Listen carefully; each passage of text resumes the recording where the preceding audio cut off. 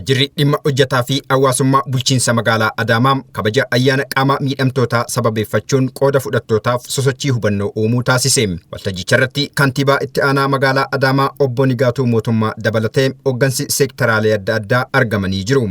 Barreeffamni gabaabaan dambiiwwan mirgootaa fi seerota qaama miidhamtootaa irratti xiyyeeffate dhiyaachuun irratti mari'atamee jira. Qaama miidhamtoonni akkuma nama kamuu hojjetanii diinagdeen of danda'uun intarpiroonaroota ciccimoo ta'anii namoota dhuunfaa gargaaruurraa hanga misooma biyyaa deeggaruutti gahee ofii bahachaa akka jiranis barreeffamicha keessatti eerameera. Waltajjicha irratti yaadotaa fi gaaffileen qaama miidhamtoota irraa ka'uun qaamolee dhimmi ilaallatuun ibsaa fi deebiin itti kennameera. Kantiibaa itti aanaan magaalaa Adaamaa obbo Nigaatuu Mootummaa qaama miidhamuun sammuu miidhamuu akka hin ta'in ibsan. Tajaajila kamirrattuu qaama miidhamtootaaf dursi kennamuu fi akka qabuu fi kanneen jireenya gadi bu'aarra jiran utubuun akka of danda'an gochuun murteessaa ta'uu dhaamaniiru.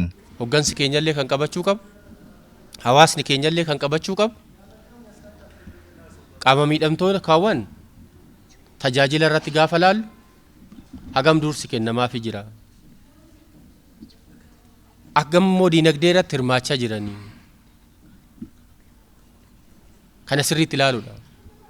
Diinagdee gaafa jennu carraawwan magaalaa keessa jiran akka hojii dhabiyyee tokkootti calalamanii dursi kennamee fi hagam hirmaachaa jiranii kan jedhu kana laaluun murteessaadha jechuudha. Labsiin illee kan eegu isa kana jechuudha. Dambichi illee kan kaa'u isa kana. Lammaffaan qaama miidhamtootaaf tajaajilli deeggarsi garaagaraa yeroo yeroodhaan hin godhama. Yoo xiqqaate hubannoo guutuu qabaannee deeggarsa walitti fufiinsa qabu yeroo yeroodhaan cinaa dhaabbachuun jajjabeessuun hundaa walitti murteessaadha waan ta'eef. Itti gaafatamaan waajjira dhimmoota hojjetaa fi hawaasummaa magaalaa Adaamaa obbo Geetaachoo Xaafaa qaamolee hooggansaa jaarsolee biyyaa fi abbootii amantii yaadaa fi fedhii qaama miidhamtootaa hubachuun rakkoo fi makkoo isaanii qooddachuuf argaman galateeffachuun hojiilee fuulduratti hojjetamuuf jiraniif kallattii akeekanii jiru. Rakkoo qaama miidhamaan dhukkubsatee qabu keessa isaatii sammuu isaatii qabu hubattanii irraa qooddattanii